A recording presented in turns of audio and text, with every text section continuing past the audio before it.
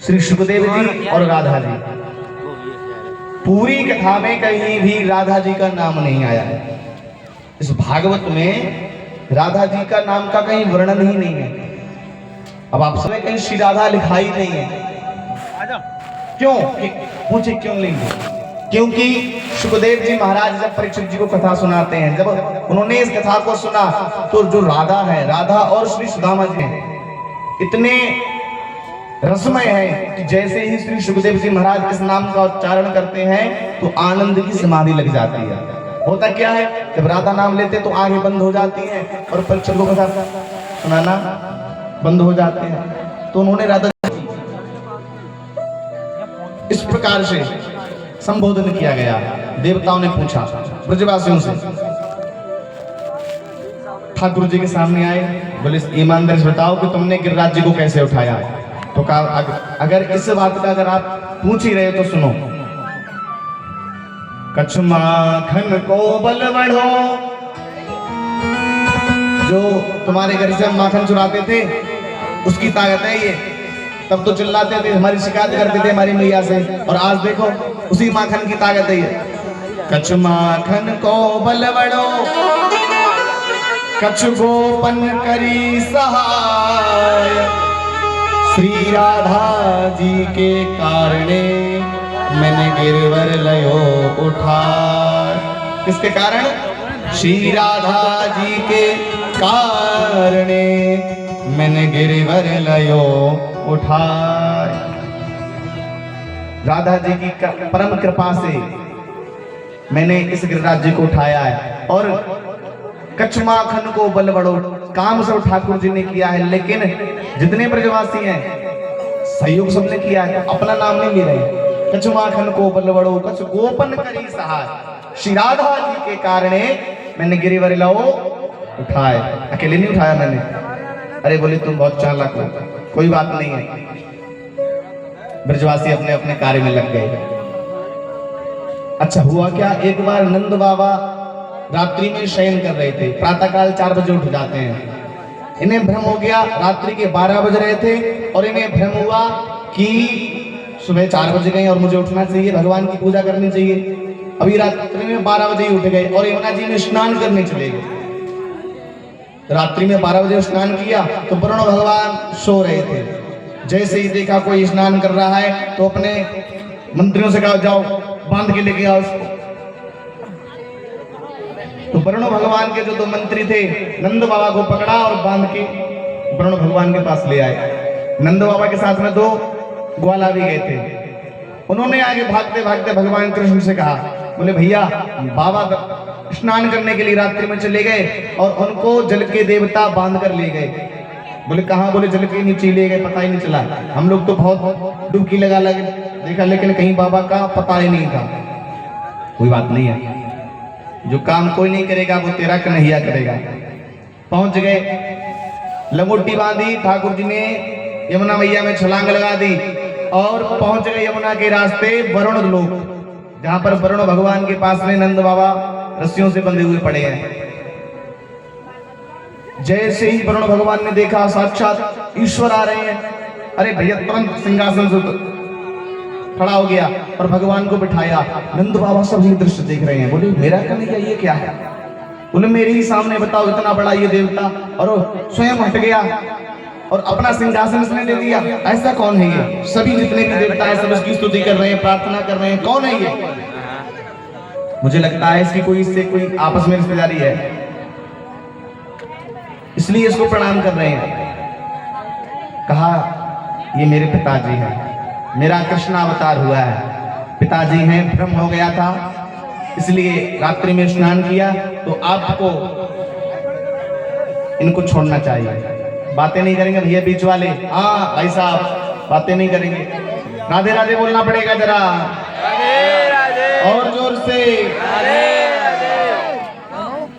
ब्रजवासी नंद बाबा ने देखा कि मेरे कन्हैया की इतनी पूजा कर रहे हैं, देवता स्तुति कर रहे हैं। कहा तुरंत छोड़िए हमारे पिताजी को।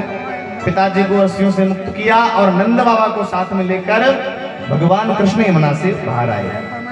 अब तो नंद बाबा ने सभी जगह कह दिया, बोले वास्तव में मेरा कन्हैया कोई साधारण नहीं है। देवताओं का तो भैया इस पे बहुत पूर्ण कृपा है, देवताओं का बड़ा आशीर्वाद है। जो भी संकट आए कन्हैया ने क्षण भर में दूर कर दिए। और आज तो गजब हो गया भैया, मेरे सामने देवता इसके नतमस्तक हैं और ये सिंहासन पर बैठ गया, देवता नीचे उतर गए। कोई अद्भुत है। अब भगवान कृष्ण के परम मित्र हैं कौन कौन? श्रीधामा, मधुमंगल, तोष्ण, मनसुका और कंसुका, ये भगवान के बड़े अच्छे मित्र हैं।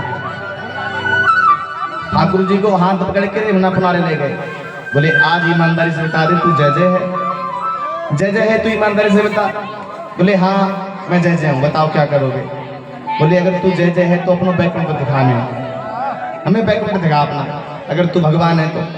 ठीक है भैया चले जाओ, लेकिन मैं नहीं जाऊंगा आपके साथ, मेरी आजकल एंट्री नहीं है, क्योंकि जिस कार्य के लिए मेरा जन्म हुआ है पहले वो करूंगा तब मैं स्वर्ग में जाऊंगा, आप लोग चले जाओ। बोले फिर हमें कौन वहां पहचानेगा? अरे बोले तुम जाओ तो सही,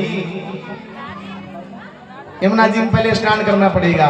भगवान कृष्ण बंसी बजा रहे हैं और ग्वाल वाला सभी यमुना में प्रविष्ट हो गए। जैसे ही डुबकी लगाई और डुबकी लगाने के बाद जब ऊपर आए तो क्या देखा कि हम स्वर्ग में पहुंच गए।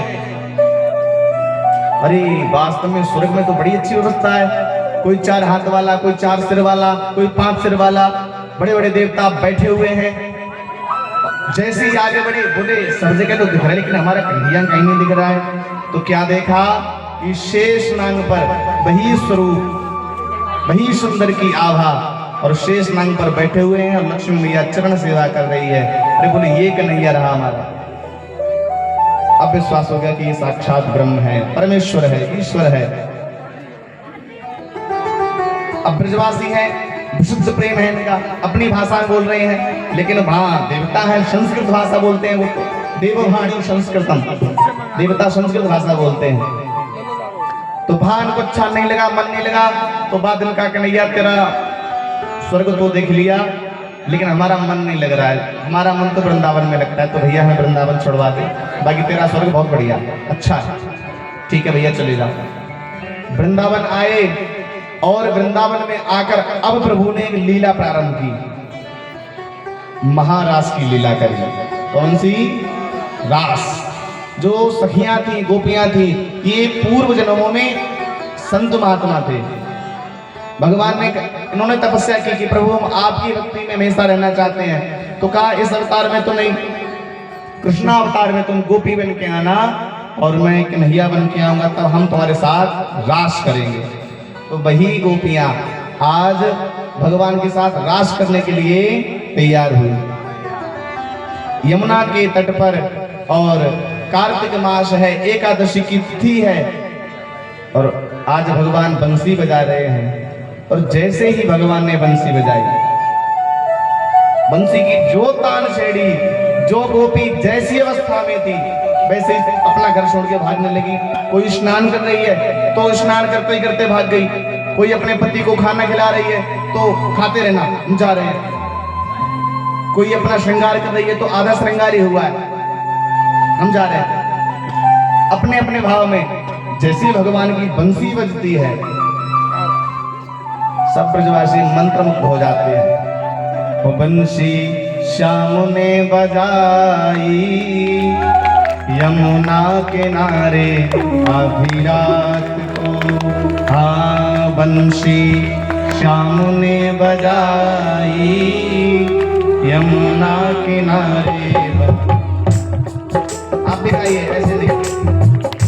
वो बंसी श्याम ने बजाई यमुना किनारे आधी रात को, बंसी श्याम ने बजाई यमुना किनारे आधी रात को। बंसी श्याम ने बजाई यमुना किनारे आधी रात को, बंसी श्याम ने बजाई यमुना किनारे आधी रात को। लक्ष्मी नारायण भगवान की जय हो। सखियां कहने लगी श्याम बंसी बजाते हो या मुझे बुलाते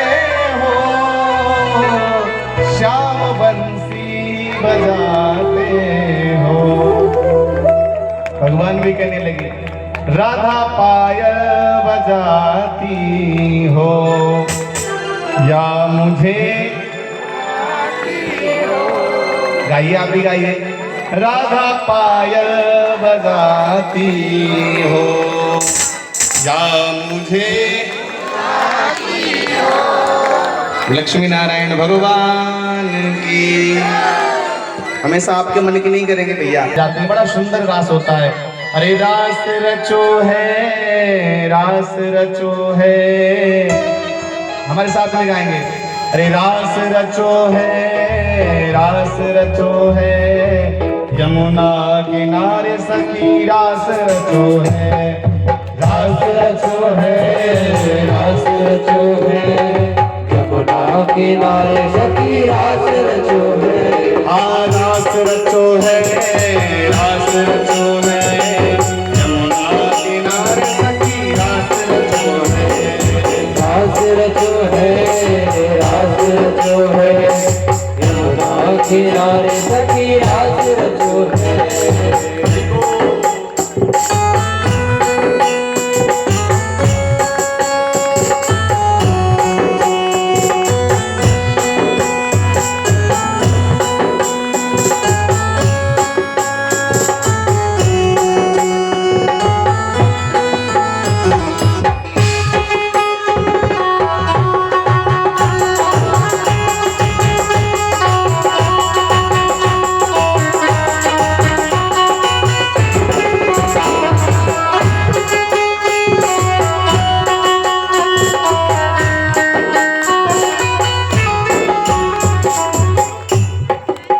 कौन कौन नाच रहा है? जरा हाथ उठाइए। हाँ तो भगवान नाच रहे हैं, आप लोग हाथ भी नहीं उठा सकते। राधा नाचे, कृष्ण नाचे, नाचे गोपी संग। राधा नाचे, कृष्ण नाचे, नाचे गोपी संग। राधा नाचे, कृष्ण नाचे, नाचे गोपी संग। राधा नाचे, कृष्ण नाचे, नाचे गोपी संग। मन मेरा हो गया सखी पावन वृंदावन। पावन वृंदावन। हाँ रास रचो है, रास रचो है, रास रचो है, रास रचो है, यमुना किनारे वहाँ रास रचो है।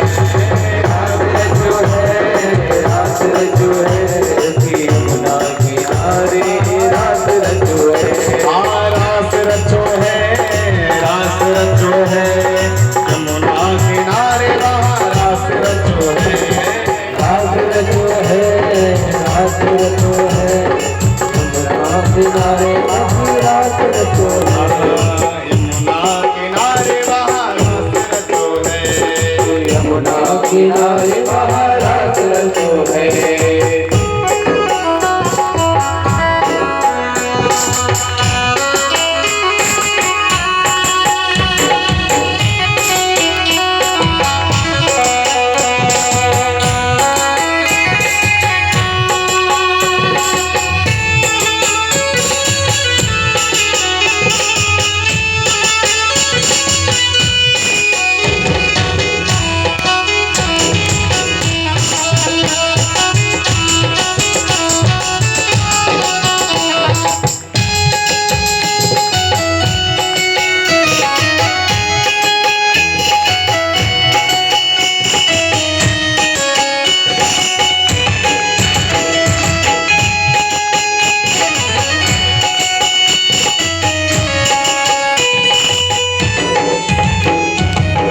लक्ष्मी नारायण भगवान की, श्री बांके बिहारी लाल की, श्री रास बिहारी सरकार की। भगवान ने सभी गोपियों के साथ बड़ा सुंदर रास